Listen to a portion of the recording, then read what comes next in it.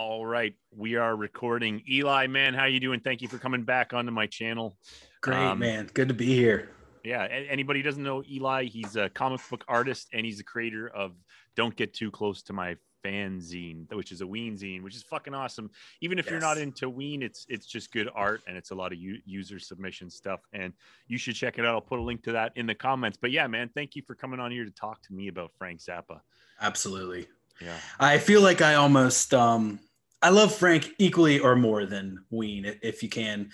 There's more Frank. I feel like there's just more Frank to delve into than there is Ween. So there's so many more facets to intertwine yourself with. I'm super psyched to talk to you and help you get into it. You know what? I had a couple of people who, there's always, like, I did the Getting Into Fish series, and there's always a couple of people who just like comment, just listen to it, man. But like, I'll be honest with you, like, I've been aware of Frank Zappa for many years, and just listening to it hasn't done it for me. Like, I drop into something like some one of his long like arrangements without any vocals or anything like that, and I'm like, well, this is great, but I just, why, I'm just driving down the road right now, why can I care about this? But honestly, I'm glad that I got into this, and I'm sad that it took me a pandemic to get into it. But I will say that the feedback from people and the comments and just the little nudges in the right directions that I'm getting from people, it's the reason why I keep doing the channel, and it's the reason why I can fair to say I've gotten to Frank Zappa. So yeah. Hell yeah. Yeah, man. Before we get into it, I just want to thank some new subscribers to my channel, especially a guy named Shaggy who has his own channel and he talks nothing but Zappa. And I kind of big Shaggy. Unfortunately, not that Shaggy. Oh, dang. Yeah. But Shaggy, man, thank you for your comments on the previous video, and I look forward to talking to you. I kind of maybe want to put together a panel. Maybe Eli will join us for that. But if the ghost in his room there doesn't murder him at some point. What was that? But also new subscribers, Raul the Great, cool name. Charlie Watts, I'm just going to assume it's actually Charlie Watts. Yeah. Papa Carl 2002 and Erroneous Recording. Thank you for subscribing to the channel, and I look forward to hearing from the comments. So anyways, Eli, I'm getting into Frank Zappa. When somebody walks up to you in the street and says that to you, if you don't immediately brush them away and push them into the gutter, what would you say to somebody who's looking to get into Frank Zappa? Oh, man, there's always some places you need to start. One size fits all, and some of those early studio albums, Shake Your Booty. Oh my god, man. People are talking about that one. Yeah. Dude, I saw somebody just linked that up, and I kind of was like, I think it was in the morning or whatever, I was just skimming through, and I didn't even see the play on words. It was just sad. I'm not the brightest guy here, but shake your fucking booty. But I'll tell you where I like to start, and I think that this is one of his most masterpiece of masterpieces, and that is Hot Rats. Hot Rats. It's so good. Now it features one of the bigger ones that everyone knows, Peaches on Regalia, and so that's a big one, especially in the Fish community as they play that one. Fish plays that? Fish plays Peaches, yep. Peaches. And Peaches on Regalia, one of the few Zappa covers they've actually done. Other one is Big Leg Emma, which was only done like once or twice in the 80s. Yeah. And so Hot Rats also features Willie the Pimp, which also features Trout Mask replica singer. Yeah. What is wrong with me? I'm going to get comments about this. What's his name? I don't think I can help you, man. Son of a bitch.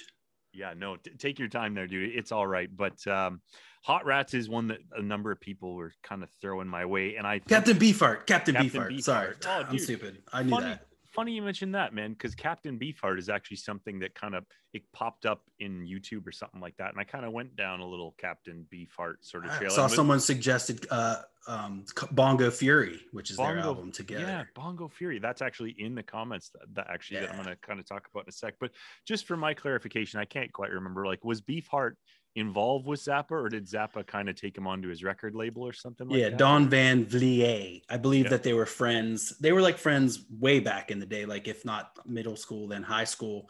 And then they kind of developed together. And then I do think that Frank put out his first album on his record label, Bizarre. Yeah. But then they worked together, and like Muffin Man also had him on there, and Bongo Fury, and then Willie the Pimp. Yeah. What would you say? Well, if somebody asks you what's the difference between Frank and high-ranking Beefheart. Yeah. Beefheart was dead. He died before Frank, did he not? Yeah, he did. He did a little earlier. I'd say like Captain Beefheart is almost more like he's almost like a hip hop MC in a way, in that he kind of delivers his words kind of in that type of cadence, I would think. Yeah. His compositions are more like, I emptied a box of metallic objects down the stairs and then transcribed that. Yeah.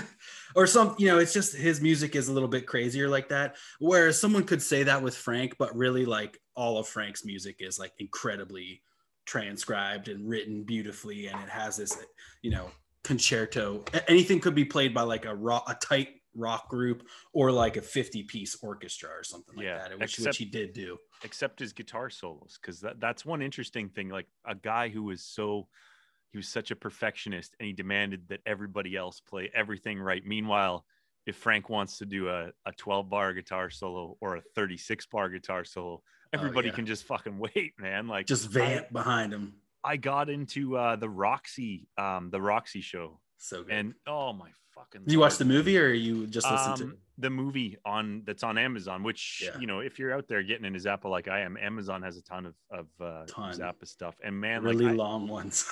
I have to say that footage from that show is fantastic. Like amazing. It's appalling how good it is. And at one point I'm watching away, and Frank puts down the guitar and he goes and plays on like a snare. Oh, the drums with Ruth. Yeah. Oh yeah, that's such a cool part. He's playing side stick. He's going side stick on it. He started as a drummer, actually. His first band, he was the drummer. Yeah. Oh man, I'm not really big into bands where they switch around, like these new indie bands where they'll just keep switching. Right. But I mean, Frank's got a pass there, and he's got those fucking like high-waisted stepdad jeans on. Like, man. The more I think about it, it's like Frank's vibe. But like, I kind of had like a prejudice against Frank. I think it's because like other musicians that I knew were kind of snobby about Frank, but also like he just reminds me like where I grew up in small town Ontario in Canada. Just these guys that would be like at the liquor store at like 8:59 a.m. waiting for the beer store to open with their jeans like up to their nipples and just sitting there on a dart like ripping on a dart. Yeah, just getting the morning dart in them. So before the morning friggin' 8, I don't think you guys you probably have a comparable down there, but there's this stuff called Molson black ice, and it's like basically like malt liquor that you buy in a 2-4. It's like 8% jet fuel, right? So anyways, that could be a whole show in and of itself, but that Roxy shit, man, is fantastic. It's beautiful. Then have you seen the 2020 Zappa movie by Alex Winter? Most certainly did. Yes, I backed that 5 years ago or whatever. I brought some, like, they send you some different stuff. Like, so I got a whole bunch of show and tell, shit, man. like this. What do you got there? The exclusive backer soundtrack vinyl, just amazing stuff on this one. Nice. I got this piece of cable, which is from the Utility Muffin Research Kitchen. It was cut out of like some sound cables. Yeah. What? That came with. Dude, you hold that closer here. Let me see. That's cut out of like a studio or something like that. Yeah, that's the Utility Muffin Research Kitchen. That's his house studio that is now owned by Lady Gaga. And now they're just selling wiring. That's like they're just like, cutting the wire up. Dude, that's just like that guy in the liquor store parking lot in the morning. He's sucking a dart. He's like, I gotta go strip wire out of my trailer to fund my gambling later. But there's so much cool stuff in here, like backstage passes, like old school photos and stuff. And oh man, I'm a definite mark for this type of stuff. Ensemble Moderne, which was like his last big thing, I think. Got some art stuff. Man, do me a favor. The next time you pre-order something like that, send me a message. I want to get some of this shit. Yeah. Oh man. I mean, although I love this stuff, it does sit in the closet there. Yeah. But hey, man, nothing but some random guy from YouTube calls up. You never know when you're gonna need to pull that shit out, right? Dude. That is fucking cool, man. What's your takeaway of the movie? Like, if you're like me, it was perfect. Like if you're looking to see what the fuck is Frank about, because it puts everything like right from the beginning to the end, and like that shit about his jail time, which I talked about in episode 2, which you can check out on the channel if you're new here, man.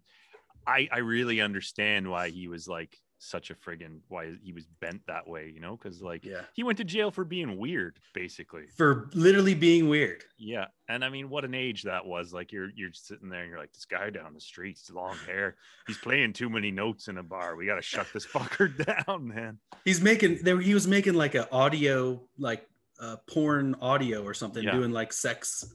It was for a movie or something, right? That was like it was A&R a Vice, an undercover police officer hired him under the guise to make that for a bachelor party. That's what it says on YouTube or Wikipedia anyways. But that fucking piece of audio footage, that would be like the holy grail of Zappa, like audio. If you could find that, like the Zappa arrest fuck tape or whatever. That'd be amazing. There is some live album cuts where they do have like sex noises in there. Yeah. But I wonder if it would be the same thing or no, I loved that movie. I mean, especially like I was waiting for it for like 5 years because I backed it. And, you would get all these clips from the vault and, they got in there and they digitized everything. And we got this great music. And, they found these cuts of like Frank playing with Eric Clapton. And they found like, there's this supposedly legendary tape of Jimi Hendrix and Frank playing in there. Oh, and wow. like, I remember they did a YouTube thing and I called into this voicemail thing and left a voicemail and they answered my question about it. And they're like, it's in there somewhere. We're hoping to find it. But wow, it was beautiful. The soundtrack was amazing. And it's a great place for anybody to start for sure. Yeah. And I'm glad that they have standards for who they'll allow access to that stuff and how it's put out. Like that's important. I think maybe having I think his son Ahmet was involved in the film. And he kind of very much stuff. From what I understand, and Vault Master Joe Travers, who was the drummer for Zappa Plays Zappa. Oh man! And then you mentioned actually, without going too far off Zappa, obviously, Dweezil, man, you've seen Dweezil and all that. Like, I mean, many times. Dweezil Zappa Plays Whatever the Fuck He Wants tour. Yeah. By Jim Mahfood. Oh shit. But Dweezil is amazing, and he's just gotten better and better.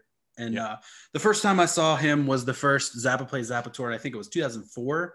And this was like the tour that was like Steve Vai, Terry Bozzio, like Napoleon Murphy Brock, Ike Willis, like all the big guns from his band. And I saw him in Boston at the Orpheum, big old theater, and it was just like insane. And then we keep seeing him with different bands. We saw him open for Return to Forever, and Chick Corea came out and played with Frank with Dweezil. You can see that on my YouTube. And he passed away recently. He was a keyboard player, right? Right. Yeah. Chick did just like 2 weeks ago or something like that. Amazing. Return to Forever keyboardist Chick Corea, play with Miles Davis. Yeah. Yeah, I mean, I would definitely be interested in checking out Dweezil. He's real great, and sorry to interrupt. He's real great. And the last tour he did was a Hot Rats tour. Yeah, which was amazing to see him play Hot Rats. Many of those songs which Frank never even played live. Yeah, so sick. And when he's putting it together with people like the drummer there with Terry and obviously with Steve Vai, I mean, that's an animal of itself. I mean, like, just again, like somebody with like a toe in the water, I'm like, oh, his son's going out on, and I don't mean to sound cruel about it, but these are just like a fresh ears and fresh eyes on the scene. I'm like, oh, his son's going out, he's making money off the dad or whatever, but it's totally not that from what I regard. So. Yeah, well, I feel like Dweezil put in the time to like become a good enough guitar player to be able to play his dad before he went, because back in the 80s, Ahmet and Dweezil both had these like MTV careers, and like Ahmet hosted a game show on MTV, and they had a band called Z, I think, that played their own music, and Dweezil had a spread in Playgirl. Y'all can eBay that if you want. Dweezil had a spread in Playgirl. Playgirl. I mean, I'm not going to check that out, but let me let me put this video on mute here for a second. Yeah. And then there's this whole thing. There's this whole drama between Dweezil and Ahmet, and how, the Zappa Family Trust didn't want him to play, and they put other bands out of business like Project Object. And then that's why this tour was called the Dweezil Zappa Plays Whatever the Fuck He Wants tour, because they said that he wasn't allowed to play his father's music or tour under the name Zappa Plays Zappa. Now this is a whole thing that who would have said that? So the Zappa Family Trust they didn't want Dweezil to go out and play the music. right? Without these like kickbacks to the Zappa family trust, and like there was this whole thing there was a huge rift between Dweezil and Ahmet, and this was like a big, thing that the Zappa community was like at odds about. Who do we like? Are we able to like watch this new Zappa movie even knowing that Ahmet did this way? And was he just trying to protect the money side? And whereas Dweezil was like, I want this music to live on, and so I'm going to go out and I'm going to shred Inca roads all over the country. And I mean, just now that I think about it, like with Frank having died a number of years ago, and Dweezil going out and playing music with all of his dad's friends to people that love. I mean, there's something very admirable there. And I mean, money aside, I mean, obviously, if he was having to pay the royalty fees to his own family, probably into his own eventual inheritance, that's really it's a weird thing. Sad situation, man. Money, no good, man. No fucking good. But yeah, I like the 2020 Zappa movie, man, and I like how at the end, to me, was like it kind of put everything, like in terms of me thinking that Frank was just kind of a angry man sort of thing. When at the end, when he's working with that orchestra and he's conducting them, and you can tell he's not well. And like, I don't know, this is just what I read into it, but you can see him how like maybe he wants to be, he seems a little bit restrained is what I'm trying to say. He's like, this might, like, you can sense he's at the end, he's working with younger musicians, and he's like, let's just do this sort of thing. And it kind of just put a nice point on the whole thing. So for sure, I think he always wanted to be seen as a composer. Growing up, how he talks about his first love was like Stravinsky, and finding these weird records of orchestral music. And that's what he, I feel like in the end, him directing The Yellow Shark was just this amazing thing that was like, okay, this is my life's work, and here it is. It's music. I actually got to see a group called, I can't remember exactly what they were called, but they were an orchestral group down in St. Petersburg, Florida, that did orchestral Zappa, and it was just absolutely beautiful. Watermelon and Easter Hay by an orchestra. You just dude. A number of people have been sending me a suggestion to check that out. The Watermelon. Oh, you know what's a good one that you might want to listen to too? It's an album called Zappa Plays the Best of Zappa or something like that. It's an all black album where it's like he chose his like 4 greatest compositions, and they put this out either posthumously but it's like Frank Zappa Plays the Music of Frank Zappa, some funny title like that. And it's like the Watermelon and Easter Hay on that is like orgasmic.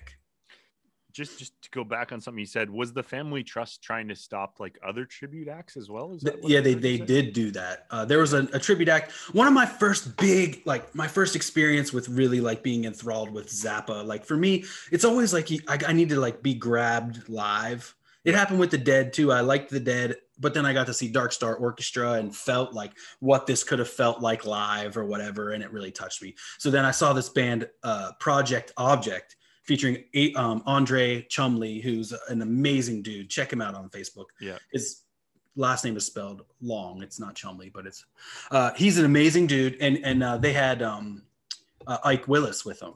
And so seeing them live just like blew my mind, because that was at this festival, Mo or Less. So then Ike Willis came out with Les Claypool and played this like 25-minute Calling Kyle. And then there was this whole like, God, it was amazing. So then Project Object also was told to quit by the Zappa Family Trust. Fuck. And I mean, that would be a bigger kind of group. It wouldn't be like, Eli and Colin trying to start a Zappa. No. Their talons weren't that extensive, but dude, it was kind of a crazy thing. And that might be something to investigate a little bit, but it's like, it's a little depressing as far as a rift in the family goes. You mentioned Les Claypool, and kind of off topically, where do you sit on the Delirium, the Claypool Lennon Delirium? Love it, man. God. I saw them a few times. I actually saw them once here in LA, and it was a bomb. Yeah, dude, so good. I saw them on the tour I think the last tour that they would have done, 2018, I believe it was. I saw them at the Commodore Ballroom, which here in Vancouver, I think it's like a 2,000 per, but it's all 2,000 person seater, but it's all stand up, walk through like a ballroom basically. And it blew my mind. I was sitting there and everybody was lighting up weed, and I was like, oh fuck, I'm gonna have a puff of weed or whatever. And then like for the next 35 minutes, I was like, and that's the last time I smoked weed. And that's unless something like an opportunity like that comes around, I'm not gonna fucking even bother because I'm not gonna go over to somebody's house and take a puff and sit in their washroom paranoid for. What's happening? But yeah, they're totally, an amazing band. Yeah, totally unrelated. But Inca Roads, you and like 30 other people said Inca Roads I should check out. And today I had to go do a little bit of work. Hopped in the truck, was bombing around town, put on Inca Roads, and fucking fantastic. And particularly the track, something about shoes. I can't remember. I don't. Here it is. Can't afford no shoes. Fucking slide guitar in that. If it's the song that hey, Lord, Mama, can't afford no shoes. Yeah, man. Fucking just really good rock stuff. And I think I'm not really a fan of like all the kind of like elaborate sort of structured singing, like blah, blah, blah, blah, like with the usually be doubled up vocals. I'm kind of like, oh, okay, man, I don't fucking care about this. But there's some really, really good stuff on there. And he kind of lost me at Pajama People. People. Yeah. Did you listen to the best band you never heard in your life that I prescribed? Oh, see, that's an amazing one. Have not got that far. I kind of don't want to overdo it because like if I listen to 3 hours of this, I kind of want to take it in little chunks and then actually think about what I'm trying to listen to. Anyways, you want to look at some of the comments and maybe give me your thoughts on the last video that I did. If you're up for it. Totally. I'm up for anything. I'm going to share screen, and this worked when we were looking at it before. I hope it'll work again. Can you see that? I can see it. Can you see my mouse pointer? Sure can. Oh man, technology. I'm a master of the internet. I am the smartest man alive. 1 year of YouTube and I've mastered the screen share. So this is just Shaggy here. There's a couple that I wanted to. It was a guy, Doug O'Neill here, pointed out two things. He said, listen to Shake Your Booty, which is that's got to be the single best title for that's an album title, right? It is, yeah. Now, would that have been released around the time of Shake Your Booty? Is there cross pollination there, or which like the song Shake Your Booty? Oh yeah, they're from the same. I'm pretty sure. Yeah. But anyways, I got to check that one out. But he brought up an interesting thing. He said, "Fuck you, turd files." So I think he doesn't think much about YouTube videos, hopefully like mine. But he said, get them on CD or vinyl. So where do you sit on that in terms of fidelity? Because I think that there's quality options on Spotify, and for the purpose of driving around in a car, it's fine. I do have a record player, but with my wife being home all the time, I'm not gonna blast her out with the old Zappa there. But do you think there's any significant difference to be had with fidelity? I do really enjoy vinyl, and I have a lot of Frank on vinyl, some weird bootlegs that are, the quality couldn't be saved even by vinyl. But I mean, you can't listen to vinyl in the car. So that's definitely a down vote in that column. But however, like relaxing with a big joint and some art and putting on a record for me is the best way to do it. So, yeah, I gotta check that out. I actually need new speakers. But anyways, I just thought I'd show you this too because cool. There's a guy here, Crap Art, another connoisseur of the internet. He says, "I lol that don't get too close to my fanzine." So it's a good one. I got a shout out to. I didn't think of that title. It was thought of by a fan, and he just sent it in. Oh shit, I can't remember his name right now. But shout out to you. I know you know. Yeah. And then there was some other, this isn't the best way to share this, but I thought I could. Anyways, there's jazz discharge party hats. Have you read a transcription of those lyrics or whatever? I didn't. No, I saw that episode you did though, and I was like, oh my god. Yeah. There's probably many that are insane of Zappa. That actually leads me to something that I wanted to talk about as well. But when I just heard, like, I'm a fan of a phrase or a witticism or a fucking pun. It doesn't matter. I don't have a high standard for amusement, we'll say.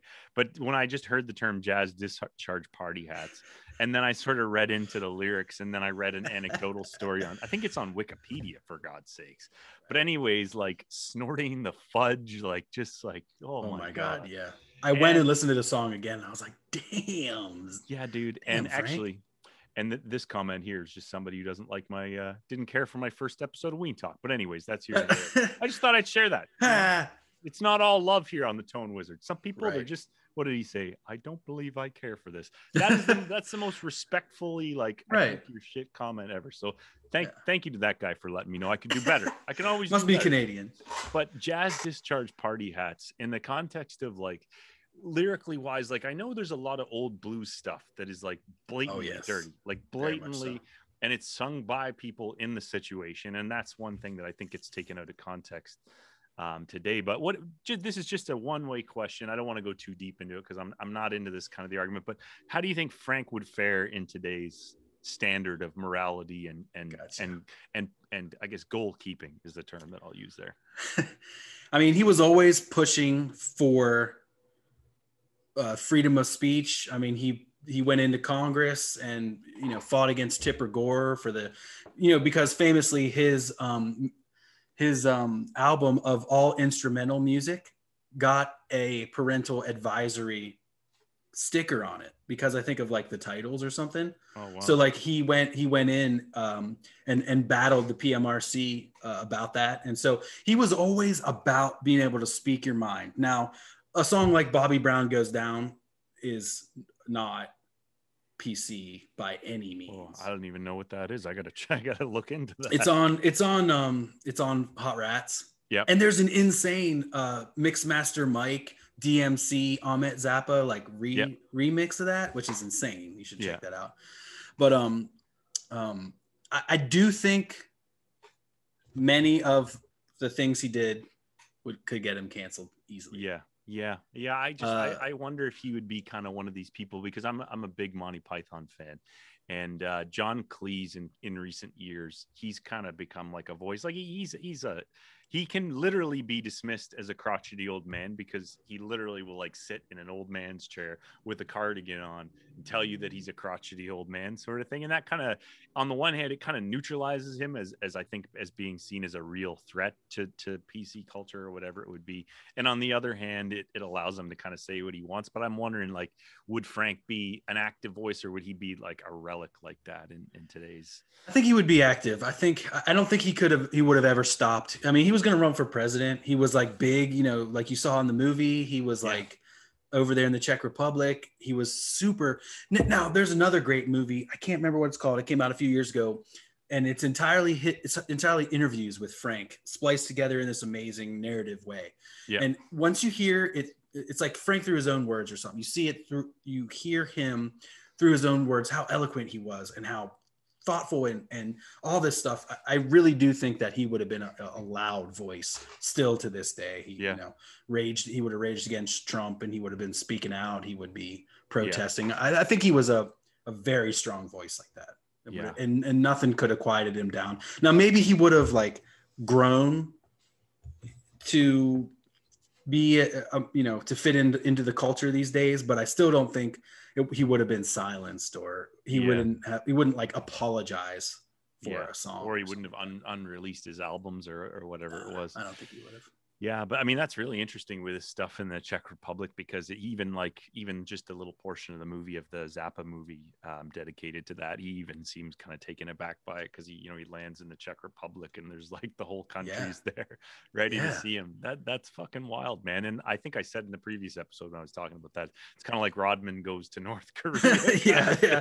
Like, you know what, man? I was thinking about that the other day, because that's so obviously crazy. A lot more absurd there. I think Rodman just like, he just got the invite and he's like, well, let me check my cal. Oh, nothing doing. So I'm going to just go fucking do that. But yeah, that's wild. It's like a country. I mean, it's like the leader of this country loves Diener. And so he just brings Diener over for and just is like, I love you. So let's hang out. And he's like, okay. You're going to kill me otherwise. Something admirable about that, because if you were in charge of a country and you could just pull like that, you're like, yeah, get fucking Zappa over here. Like, get Dean Ween in here. We need him here. And what's he going to do? Say no? It's like, yeah, the private jet's coming. We got 1,000 people waiting to, be throwing you. You'll be treated like a king in our tax dollars will be wasted. Yes, many. Yeah, shit. Oh man. Yeah, but I'm really happy with everything I've found. I think you've given me some more shit to check into. So I just want to say, is there anything in the way of a fan channel or a forum or anything that you check out, anything Zappa related, do you think that people such as myself or anybody else would check out Zappa wise? Yeah, totally. There's like a bootleg trading site called Zappateers. That's great. Zappateers. Yeah, there's like Zappa Tears or Zappa Musketeers? Like Mouseketeers, Got you. Just Zappateers, that seemed like that could be an emotional. Zappateers. I might wait till next Friday to check that There's definitely some good Facebook groups. I can't remember exactly what they're called. I feel like my brain's not working, but I can find those for you. Let's try to see. The Real Zappocratic Party is a good one. The Real Zappocratic Party. Yeah, there's some great ones like that. It's definitely worth checking out some of these bands that people with Frank, are some of the music they're making now. Yeah. Like Ray White did some really cool stuff. He was in a band called KVHW. Ray White was a guitar player who one of the last shows I saw before quarantine started was a show called Zappa at the Baked Potato. And it was Ray White. It was Vaultmaster Joe Travers on drums. It was Ian Ainsley Dunbar. No, not Ainsley Dunbar. Ian Underwood and Mike Keneally on guitar. And it was like in this teeny tiny jazz club. And it was like insane. It was the most insane like Zappa experience. And I was there with all the SoCal Ween board people. And it was a really great evening. We got to hang with Mike Keneally, who said he loves Ween. So, well, yeah, I mean, I can see like having like just ingested a small amount of Zappa, I can see a little bit of the influence on Ween, but also on some of my friends who were musicians who are droning on about Zappa long before I even gave a shit. So yeah. I think Diener has said that he doesn't get Zappa. Diener? And I don't think, Diener said that he didn't really like him. And Diener, I mean, is obviously not as vocal, but he did play at a Zappa Day performance in Baltimore that you can get on YouTube of the Zappa song, Take Your Clothes Off When You Dance or something. I think that's what it's called. Sounds about right. Yeah, it's a fun one.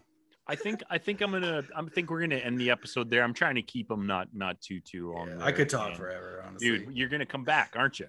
Hell yeah! All right, I put you on the spot. I'm glad that worked. I'm always down. I kind of want to get a panel show going with a couple other people I've been talking to. If you'd be up for that, totally, and I think I would like to look at like divide them into a couple of eras and just talk about the eras, like maybe the pre Turtles guys eras, so like late 60s to 70, and then that the original Mothers era. And then the second period sort of thing, and then maybe the later years. I'd love to talk about that shit and get some insight on that, because the guy Shaggy, who I've been talking to a little bit in the comments, it's not like we're best friends or anything. He just commented yesterday, but I'm gonna get in touch with him because his whole channel is like 50 episodes of Zappa stuff, and I'll put a link to that guy's channel.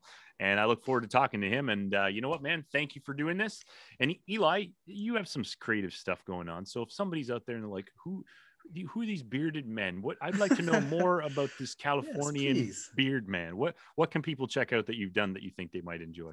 I'm always making comics. I have a magazine. It's called Wizard the Comics Magazine. It's like a 250 page, basically riff on the Wizard magazine from the 90s, but it's all featuring new comic creators and some of the old people from Wizard, like Tom Palmer Jr. comes back, does Palmer's Picks.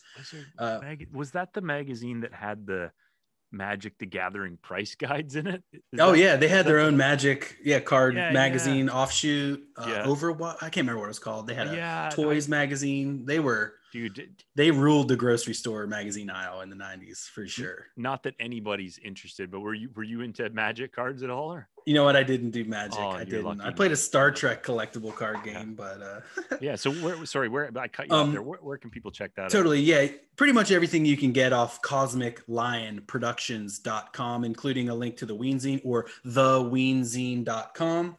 I'm always making. Enter the promotional code Tone Wizard and receive nothing. Yeah, I can make it. Yeah. I am about to do issue 6 of the Ween Zine, so stay tuned for that in the next month. I wrote some Frank Zappa comics that I sent you. I don't know if you checked them out. Frank versus the Space Mutants. That was a fun little run I did. I do my own podcasts that you can also find. One is called Can I Thwipp It? It's about comics. One is called The Devil in Detail, which is about Grendel, the Grendel reread podcast. We just started our coverage of the Christine Spar, the female Grendel. Highly attractive. Yes. Hey, man. And by the way, I just wanted to say again, anybody out there, if you've been following my Ween stuff, go check out the previous episode because I shared covers that people have sent me. And I shared your cover of Put Your Boobs On, man. Oh, and nice. I did a little live show there, and I know that some people have watched that had to have made their day. And with your permission, man, if you come on again, I want to make that as an intro for you. Yes, I'd love that, man. Put your Yeah. boobs on, Rudy. Yeah, I'm very proud of that. I've been like singing in a garbled like auto-tune voice around the house since that, and my wife is not enjoying that. But anyways, man, thank you very much. And thank you very much, everybody who's been watching my channel and the new subscribers who come in for the Zappa stuff and the fish people, the Ween people. Thank you very much for subscribing. Please like this video and subscribe if you're new here. Thank you very much for watching. Take care of yourselves. Thanks again, Eli. And yeah, peace.